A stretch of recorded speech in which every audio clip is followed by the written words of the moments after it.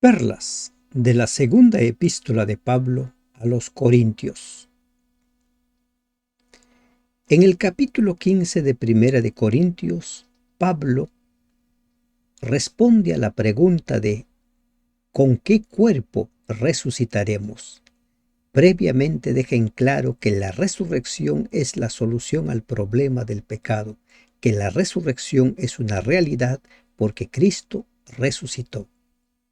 En el capítulo 5 nos habla acerca de su anhelo, de estar ya con Cristo, pero también nos habla de que somos embajadores de Cristo en esta tierra. Hay un ministerio que cumplir antes de recibir el galardón. Te damos gracias, Dios, porque nos permites abrir tu palabra en el capítulo 5 de Segunda de Corintios. Padre, ¿qué debemos entender? ¿Qué debemos comprender de este versículo, de este capítulo? Dirígenos, Señor. Sé tú nuestro Maestro, sé tú nuestro guía. En el nombre de Jesús te lo rogamos. Amén. Buen día, hermanos y hermanas de esperanza. Continuamos con el estudio de nuestra lección Perlas de la segunda carta a los Corintios. Les comento que he publicado el marco histórico relacionado con la segunda carta a los Corintios. Les invito a tomarse un tiempo para ver este video y poder entender qué es lo que sucedía en los tiempos en los cuales se escribió esta carta y a la vez la primera carta. Se dice que pudieron haber existido no solo 2 cartas, sino hasta 4 cartas. El capítulo 4, el apóstol Pablo lo cerró invitándonos a fijar nuestra mirada en las cosas invisibles. Fijar nuestra mirada en Dios. Y él dice, lo invisible es eterno. En cambio, lo visible es temporal. Previamente también él había hablado de su esperanza de la resurrección. Él sabía que su vida corría peligro y que posiblemente podría perder la vida, como sucedió por causa del Evangelio. Porque sabemos que si nuestra morada terrestre, este tabernáculo, se deshiciere, tenemos de Dios un edificio, una casa no hecha de manos, eterna en los cielos. Cuando nosotros leemos todo el contexto, el mensaje completo de esta parte del mensaje de Pablo, que va hasta el versículo 10, encontramos que la morada terrestre se refiere a su cuerpo, al cuerpo, el actual, el que nosotros tenemos. Y el edificio de Dios, es el cuerpo con el cual vamos a nosotros resucitar, tomando como base el capítulo 15 de Primera de Corintios. Morimos con cuerpos corruptibles, seremos resucitados con cuerpos incorruptibles. Morimos con cuerpos mortales, seremos resucitados con cuerpos inmortales. Y los que están vivos cuando Cristo venga, van a tener esa transformación en un abrir y cerrar de ojos. Recordemos ello, recordemos el principio de la no contradicción en la Biblia y por ende Pablo tampoco se contradice. Entonces, ¿qué nos está diciendo? Porque sabemos que si nuestro cuerpo, este cuerpo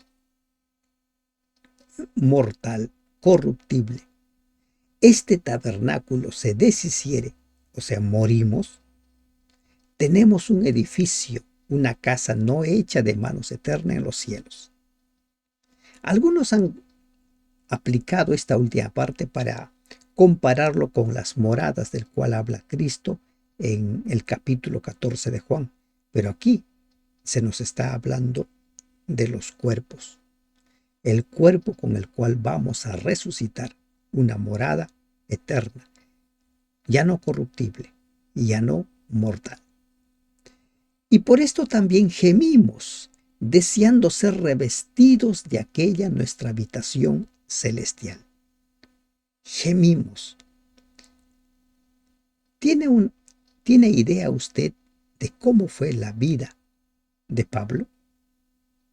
No fue nada sencilla.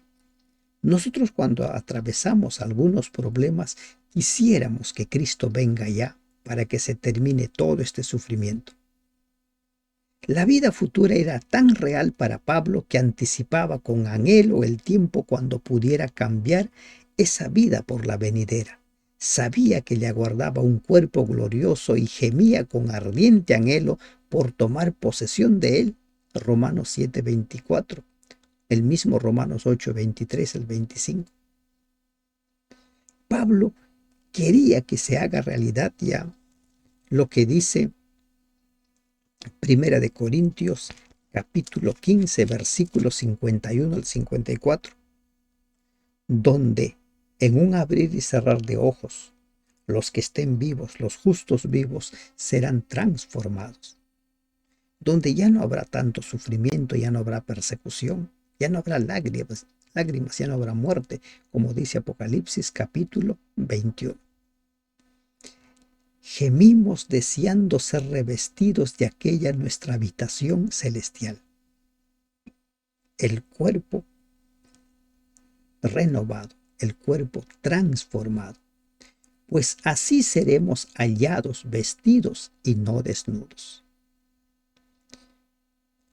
Con esto de no desnudos, o sea, sin cuerpo, el terrenal, ni el celestial. No desnudo. Algunos consideran que esto de desnudo es lo que se suele afirmar: cuando mueres, si eres justo, te vas al cielo, tu alma, tu espíritu, y cuando, si eres malo, te vas al infierno, tu alma, tu espíritu. Pero ya la Biblia nos habla con claridad que no tenemos un alma, somos un alma. Por eso dice Ezequiel, Dios habla por medio del profeta y dice: no quiero yo la muerte. Ezequiel 18:32. Y en el mismo libro dice: el alma que pecare, esa morirá. Entonces aquí se nos está hablando de nuestros cuerpos actuales en la condición de caída pecaminosa y nuestros cuerpos transformados cuando Cristo venga por segunda vez. Porque asimismo los que estamos en este tabernáculo gemimos con angustia. O sea, los que vivimos en la actualidad. Los que pasamos en la actualidad todo lo que estamos pasando. ¿Qué situaciones difíciles te ha tocado pasar? En los cuales has querido ya que Cristo venga para que se acabe todo. La esperanza de Pablo era eso. Por eso cuando él ya está a puertas de ser sacrificado, segunda carta de Timoteo, él dice: ya he terminado mi carrera, he acabado y me espera la corona de vida. Porque asimismo los que estamos en este tabernáculo gemimos con angustia porque no quisiéramos ser desnudados, sino revestidos para que lo mortal sea absorbido por la vida. No quisiéramos quedar en la nada, sino revestidos. O sea, quedar en la nada, volver a la nada, no existir, sino revestidos. Miren, ¿por qué Pablo habla una y otra vez de gemir? Anhelar ya que Cristo venga, anhelar ya ser revestido con el cuerpo de gloria, inmortal, incorruptible. En la misma carta, segunda de Corintios, capítulo 11, versículos del 23 en adelante, escuchen lo que pasaba con Pablo. ¿Son servidores de Cristo? ¡Qué locura! Yo lo soy más que ellos. He trabajado más arduamente y he sido encarcelado más veces. He recibido los azotes más severos. He estado en peligro de muerte repetidas veces. 5 veces recibí de los judíos los 39 azotes. 3 veces me golpearon con varas. 1 vez me apedrearon. 3 veces naufragué y pasé un día y una noche como náufrago en alta mar. Mi vida ha sido un continuo ir y venir de un sitio a otro, en peligros de ríos, peligros de bandidos, peligros de parte de mis compatriotas, peligros de manos de los gentiles, peligros en la ciudad, peligros en el campo, peligros en el mar, peligros de parte de falsos hermanos. He pasado muchos trabajos y fatigas y muchas veces me he quedado sin dormir. He sufrido hambre y sed y muchas veces me he quedado sin ayunas. He sufrido frío y desnudez y como si fuera poco, cada día pesa sobre mí la preocupación por todas las iglesias. Ahora, entendemos por qué Pablo habla de gemir, por qué Pablo habla de que ya querer estar con Cristo. No fue fácil su vida. Recuerden que esta carta él lo escribe en Macedonia, ¿verdad? ¿Y qué había pasado? Había un alboroto. A cada lugar a donde él iba, los judaizantes lo perseguían, asusaban al pueblo, a las masas, o en el peor de los casos, contrataban gente para hacer la vida imposible de Pablo, sino revestidos para que lo mortal sea absorbido por la vida, por la eternidad.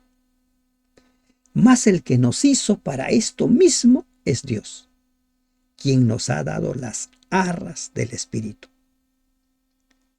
¿Quién dice? Dios nos ha llamado para esto, pero nos ha dado las arras. ¿Qué es esto? La garantía. Recuerden que arras es la garantía. Arras es aquel dinero que uno da, por ejemplo, cuando va a comprar una casa. Da un dinero como garantía de que la compra se va a realizar. En pocas palabras, sí o sí voy a comprar la casa. Si alguien no compra la casa, pierde esas arras. Entonces, cuando alguien se compromete a comprar, esas arras garantizan que va a darse la compra. Y Pablo está diciendo, quien nos ha dado la garantía del Espíritu, nos ha dado la garantía de que vamos a resucitar, nos ha dado la garantía de que vamos a vencer. ¿Qué dice en su carta a Romanos, capítulo 8? Si Cristo con nosotros, ¿quién contra nosotros? Somos más que vencedores. Así que vivimos confiados siempre y sabiendo que entre tanto que estamos en el cuerpo, estamos ausentes del Señor, porque por fe andamos, no por vista. Confiado siempre. ¿Por qué anda confiado siempre? Porque Él está seguro de su resurrección. Porque Él está seguro de que su cuerpo mortal será convertido en inmortal y su cuerpo corruptible en incorruptible, porque ha recibido las arras del Espíritu. Y todos nosotros hemos recibido las arras. En el libro de Efesios vuelve a tocar Pablo el tema de las arras. Y es que son las arras los que nos dan la esperanza de que vamos a vencer. Sabiendo que entre tanto que estamos en el cuerpo, estamos ausentes del Señor. Esto de ausentes en el Señor, algunos lo toman como, bueno, ya vamos a ir, nuestra alma ya va a ir. Vamos al capítulo 15 de 1 Corintios. En un abrir y cerrar de ojos, lo mortal en inmortal. Hechos capítulo 1. Cristo volverá con ese mismo cuerpo que ascendió. Primera de Tesalonicenses 4. Los muertos en Cristo resucitarán. Y los justos vivos juntamente con los resucitados que han sido transformados en incorruptibles, inmortales, ascenderán para recibir a su Señor. Por fe andamos, no por vista. Y es esa fe lo que hacía que ellos se aferren a las arras, a la garantía que habían recibido. La confianza, queridos hermanos, de Pablo en la resurrección tiene como base la fe. ¿Fe en qué? En las arras. El apóstol camina en esta vida por fe. así como en la vida venidera caminará por vista. Lo mismo debe suceder en nuestra vida. Hemos de aprender a caminar por fe, pero confiamos y más quisiéramos estar ausentes del cuerpo y presentes en el Señor. La confianza de Pablo en la resurrección tiene como base la fe. El apóstol camina por fe. Es decir, que como cristianos vivimos esta vida actual mirando al invisible. Mirando al invisible. Va a llegar ese momento en el cual veremos cara a cara a nuestro Dios. Ya no habrá necesidad de caminar simplemente por fe. Una persona camina por vista cuando está bajo la influencia de las cosas materiales, temporales.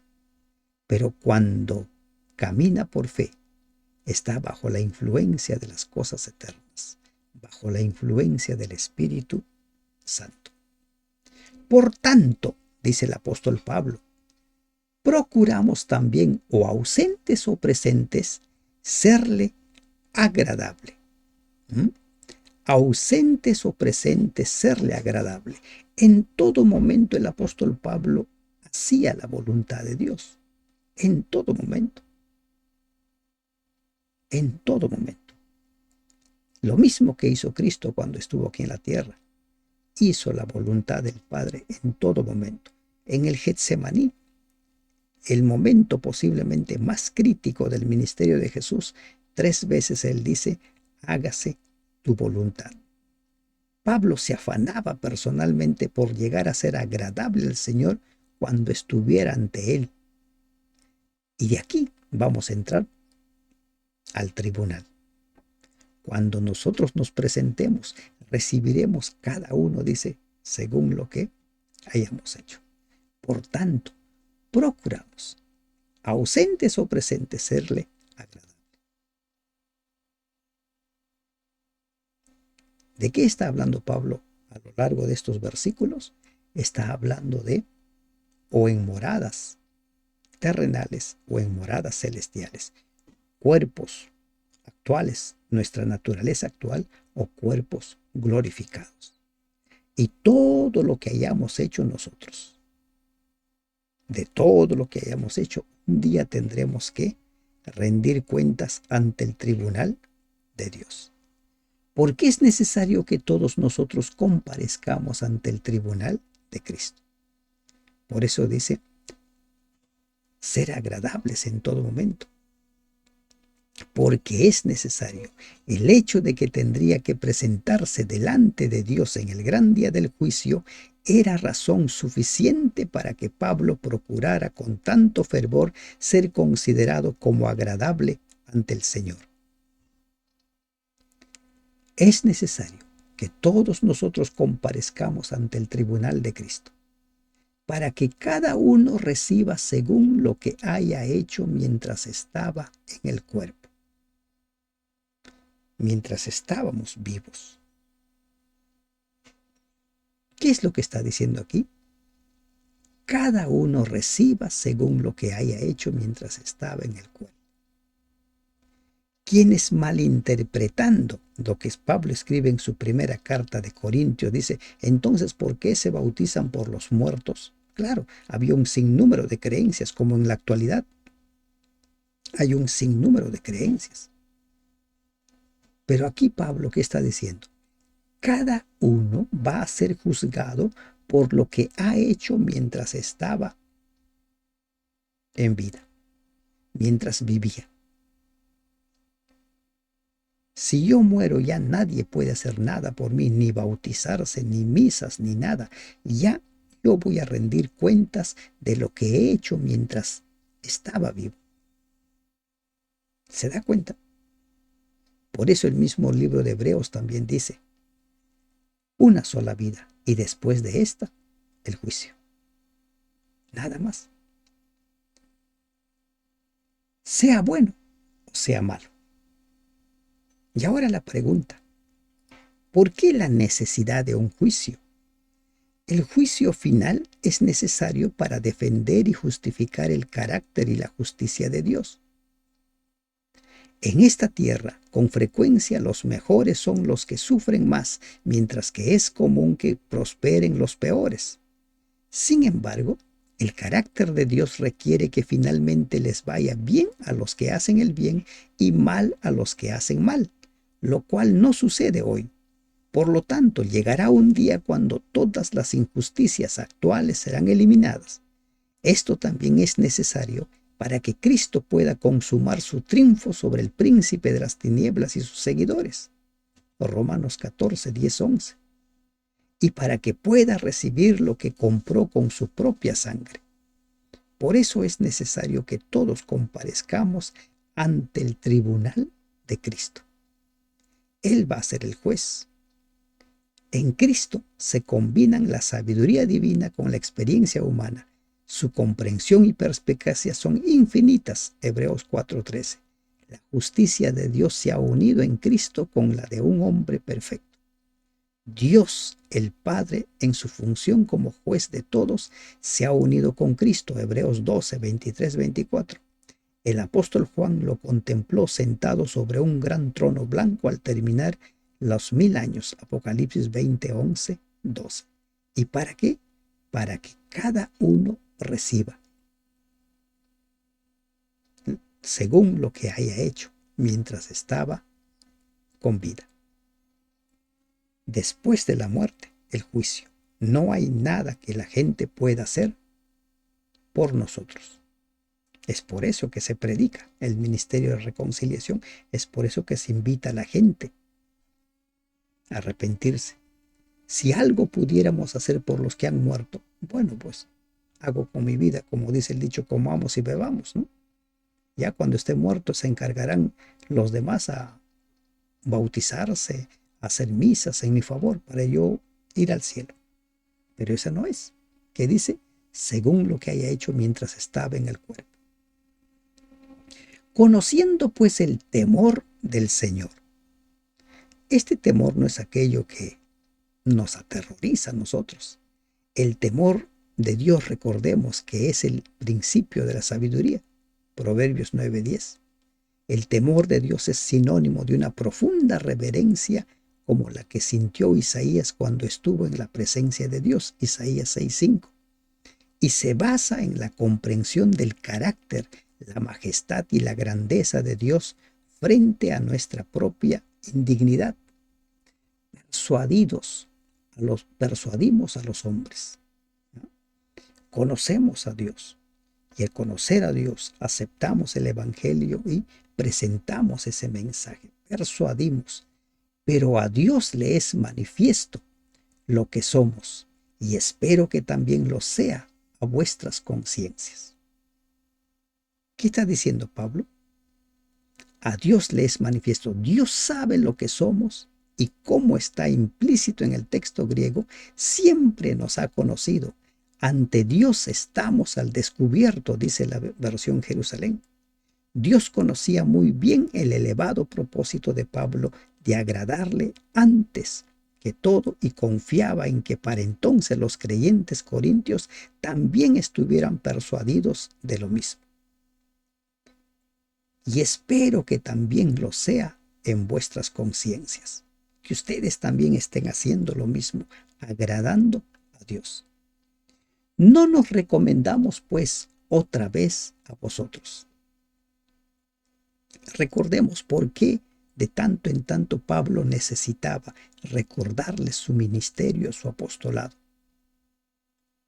En las dos cartas, Pablo defiende y enaltece su ministerio, no para ensalzarse, sino para ganar la confianza de los corintios hacia su mensaje y hacia él como mensajero de Dios. Su predicación entre ellos había sido con poder. Era su padre espiritual de cada uno de ellos y su conductor en las cosas espirituales. ¿Y por qué es que Pablo tenía que hablar siempre de su ministerio? Porque lamentablemente él había sido considerado como un apóstol de segunda categoría, como un advenedizo. ¿Y quiénes hacían esto? Los judaizantes, los enemigos que se levantaron. Y para que los demás no sean arrastrados, él daba evidencias de su llamado, de su apostolado. no nos recomendamos, sino os damos ocasión de gloriaros con nosotros, de que juntos nos gloriemos, juntos nos entreguemos al Señor, juntos alabemos al Señor, para que tengáis con qué responder a los que se glorían en las apariencias y no en el corazón. ¿Cuánta gente solamente se preocupa de las apariencias, pero no por ser transformados? Ahora Pablo está ingresando a un nuevo campo, a la renovación, a la transformación, a ser nuevas criaturas, a estar reconciliados con Dios, a lo que dijo el Señor a Nicodemo: es necesario que nazcas de nuevo. Es necesario que dejes simplemente vivir de las apariencias y que empieces a transformarte desde dentro. Y Pablo hace esa diferencia, que agrademos a Dios y no que vivamos como los que se preocupan simplemente de aparentar. La pretensión de los falsos apóstoles de que el ministerio tenía una autorización superior indudablemente estaba basado en una relación personal más íntima con los apóstoles más antiguos. Pero la recomendación de Pablo era su íntima relación presente con Dios. No vivimos del pasado, sino vivimos del presente. Siempre. Porque si estamos locos, miren, ahora, ¿qué dice Pablo? Si estamos locos es para Dios. ¿Y por qué Pablo dice si estamos locos? Es porque sus adversarios lo acusaban de ser un loco, de ser un trastornado mental. Este está loco. Y lo mismo sucedió con Festo. Recuerden, Hechos 26 también Festo le dice: las muchas letras te han vuelto loco, Pablo. Si estamos locos es para Dios, y si somos cuerdos es para con vosotros. Dios nos conoce, Dios sabe quiénes somos. Dios es quien nos juzga. Y Pablo sabía perfectamente que su evangelio, que parecía una locura para la gente, para Festo, por ejemplo, cuando habló con él años más tarde, es la verdad. Y lamentablemente la gente no está dispuesta a aceptar la verdad. La verdad le parece locura. Y si somos cuerdos es para con vosotros. Los actos del apóstol, que reflejaban cordura y moderación, eran para el bienestar y la salvación de los conversos. A Pablo no le preocupaban las acusaciones. ¿Qué importaba si sus enemigos lo consideraban loco? Tenía un solo propósito en vista: la honra y la gloria de Dios y la salvación de sus prójimos. Porque el amor de Cristo nos constriñe. ¿Qué es constreñir? Es impeler, impulsar. El amor de Cristo es el que nos impulsa, nos mueve, nos motiva, nos apremia, dice la versión Nácar Colunga. Porque el amor de Cristo nos constriñe, pensando esto: que si uno murió por todos, luego todos murieron. Y por todos murió, para que los que viven ya no vivan para sí, sino para aquel que murió y resucitó por ellos. Todos los rescatados, todos los redimidos, todos los que aceptan la muerte de Cristo, vivan para Él. La muerte expiatoria de Cristo, la verdad de que murió en lugar de los pecadores, está más allá de toda duda. ¿Cómo podría indicarlo en una confusión? Por ejemplo, acá dice, pensando esto, que si uno murió por todos, como una posibilidad, jamás es: Cristo murió por todos nosotros. En muchas versiones ese sí no existe. Simplemente dice: uno murió por todos, luego todos murieron. Cristo murió por nosotros. Y por todos murió, para que los que viven ya no vivan para sí, no vivan para su propia vida, su propia complacencia, sino para aquel que murió y resucitó por ellos. Por eso es que Pablo escribe a los Gálatas: con Cristo estoy juntamente crucificado, y ya no vivo yo, sino vive Cristo en mí. Y lo que ahora vivo, dice, lo vivo en la fe del Hijo de Dios. De manera que nosotros de aquí en adelante a nadie conocemos según la carne. Y aún si a Cristo conocimos según la carne, ya no lo conocemos así. ¿Qué está haciendo Pablo? Está haciendo una separación entre el antes y el después. Conocía de una manera a Cristo, según la carne, antes de su conversión.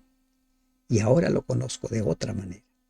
Si aún a Cristo conocimos según la carne, ya no lo conocemos así. ¿Qué ideas tenía Pablo de Cristo? Deben haber sido las peores ideas, los peores pensamientos. Por eso es que perseguía a los cristianos. Por eso es que fue testigo allí de la muerte de Esteban.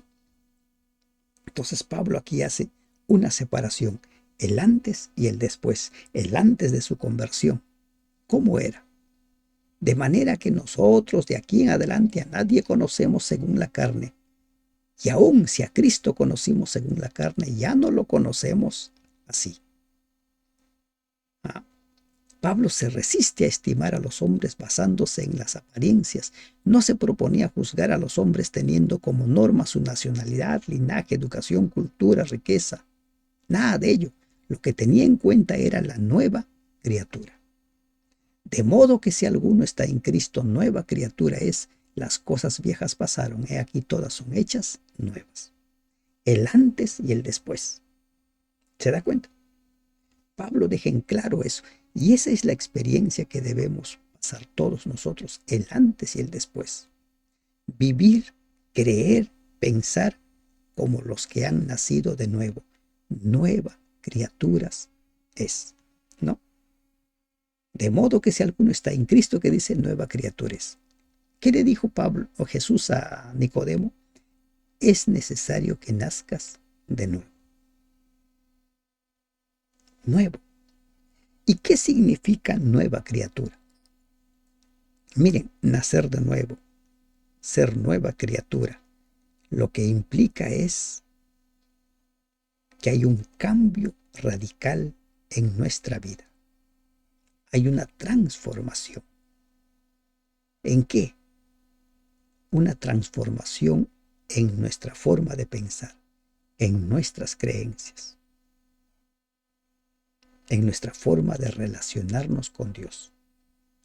Hay un antes y hay un después. ¿Cómo consideraba yo el pecado y cómo lo veo ahora? ¿Cómo me relacionaba con mis semejantes y cómo lo hago ahora? Por eso dice, si a Cristo lo conocí antes en la carne, ahora ya no lo conozco así. Ser nuevas criaturas, el nuevo nacimiento es eso, aceptar las verdades de Cristo y permitir que eso sean grabadas en nuestra mente. Ahora pensamos de forma diferente, hablamos de forma diferente. Nicodemo le dijo a Jesús, ¿cómo es posible? Yo no puedo volver al vientre de mi madre. El nuevo nacimiento, ser nuevas criaturas, implica una nueva forma de pensar, nuevas creencias. ¿Y producto de qué? De aceptar las verdades del Señor. Somos hechos participantes de la naturaleza divina y se nos concede la posesión de la vida eterna. El nuevo creyente no nace como un cristiano maduro y bien desarrollado. Al principio tiene la inexperiencia espiritual y la inmadurez de la infancia, pero como hijo de Dios tiene el privilegio y la oportunidad de crecer hasta la estatura plena de Cristo. Efesios 4, 14 al 16. Y todo esto proviene de Dios, quien nos reconcilió consigo mismo por Cristo y nos dio el ministerio de la reconciliación. Miren, ahora Pablo suma otro concepto. Al concepto de Jesús, del nuevo nacimiento, es necesario que nazcas de nuevo. Ser nuevas criaturas. Para ser nueva criatura, ¿qué dice que debe suceder entre Dios y nosotros? La reconciliación. Y esta reconciliación es iniciativa de Dios, no es iniciativa nuestra. Si fuera iniciativa nuestra o requeriría la iniciativa nuestra, la reconciliación nunca se daría, porque nosotros siempre andamos huyendo de Dios y es Dios quien nos va atrayendo, como dice el profeta, con cuerdas de amor. La idea de la reconciliación con Dios implica que en lo pasado Dios y el hombre disfrutaban de una comunión mutua y que luego se han separado. Romanos 8:7. Que Dios ha tomado la iniciativa para terminar con esa condición de separación y que por lo tanto otra vez es posible que el hombre disfrute de comunión con Dios. ¿Y en qué consiste esta reconciliación? Quien nos reconcilió consigo mismo por Cristo, por la muerte de Cristo. Él tomó nuestro lugar, pagó nuestra deuda y después de reconciliarnos, dice Pablo, nos dio el ministerio de la reconciliación. ¿Qué es esto del ministerio de la reconciliación? Que ahora nosotros hemos de presentar ese mensaje. Que Cristo está dispuesto a reconciliarlos, a perdonarlos, a declararlos limpios, a declararlos sin pecado, porque Él pagó la deuda. Que Dios estaba en Cristo reconciliando consigo al mundo, no tomándoles en cuenta a los hombres sus pecados, y nos encargó a nosotros la palabra de la reconciliación. Pablo dice, yo he sido constituido ministro de un nuevo pacto, no el de la letra, sino el del Espíritu. Y es lo mismo que está diciendo aquí. Nos encargó a nosotros la palabra de la reconciliación, invitar a la gente a ser reconciliados con el Señor.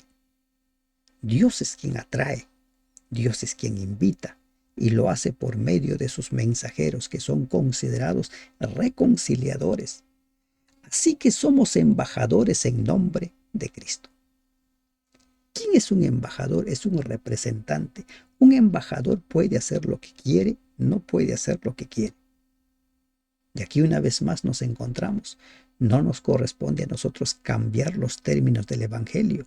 No nos corresponde a nosotros interpretar el Evangelio, sino simplemente presentarlo como tal, porque somos embajadores. Y por medio de nosotros, dice el apóstol, como si Dios rogase por medio de nosotros, os rogamos en nombre de Cristo, reconciliaos con Dios. La invitación a los corintios que estaban alejados, que estaban peleados, disgustados con Dios, otros haciendo lo que les placía. Como si Dios rogase por medio de nosotros. Es el mismo término en el cual nosotros también hemos sido llamados ahora. Por medio de nosotros el Señor presenta su llamado, su invitación. Somos embajadores, somos reconciliadores. No podemos cambiar los términos del mensaje, no podemos cambiar el mensaje. ¿Se dan cuenta? Os rogamos en nombre de Cristo. ¿Y cuál es la invitación? Reconciliaos con Dios. Dios es el autor y dispensador de la reconciliación. Los hombres son los que la reciben. Estos no pueden reconciliarse a sí mismos con Dios, lamentando sus pecados pasados, haciendo un duro servicio o practicando ciertas ceremonias establecidas. Sencillamente reciben la reconciliación, arrepintiéndose de sus pecados y aceptando la dádiva de la misericordia divina. Y se cierra este mensaje con un mensaje poderoso. Al que no conoció pecado, por nosotros lo hizo pecado, para que nosotros fuésemos hechos justicia de Dios en él. Cristo, el ser sin pecado, tomó la naturaleza pecaminosa en su cuerpo. ¿Recuerdan lo que dice Isaías? Él cargó nuestros pecados. Sobre él fueron cargados. Y como cordero enmudeció y no abrió su boca. Queridos hermanos, este versículo resume el plan de salvación. ¿Y de qué modo? Al declarar la absoluta impecabilidad de Cristo, la naturaleza vicaria de su sacrificio y cómo el hombre se libera del pecado por medio del Salvador. Juan 3:16. Lo que sucedía en el santuario terrenal. La persona llevaba al cordero, ponía sus manos sobre el cordero, confesaba sus pecados y esos pecados eran cargados por el cordero y por eso tenía que morir. No era pecador el cordero, no era culpable el cordero. Todo ello simbolizaba a Cristo. Nosotros confesamos nuestros pecados, es cargado en Cristo y por eso el cordero fue sacrificado. Al que no conoció pecado, él no fue pecador. Por nosotros lo hizo pecado. Lo trató como un pecador, porque debía pagar el precio del pecado. La paga del pecado es la muerte. Así como nuestros pecados le fueron cargados a Cristo como si hubiera sido su pecado, sus pecados, así también su justicia nos es atribuida, nos es cargada como si fuera nuestra. Por eso somos declarados justos, por eso somos declarados limpios, porque nuestros pecados fueron cargados a Cristo y su justicia, su pureza, nos es cargado a nosotros. Acéptalo como tu Salvador.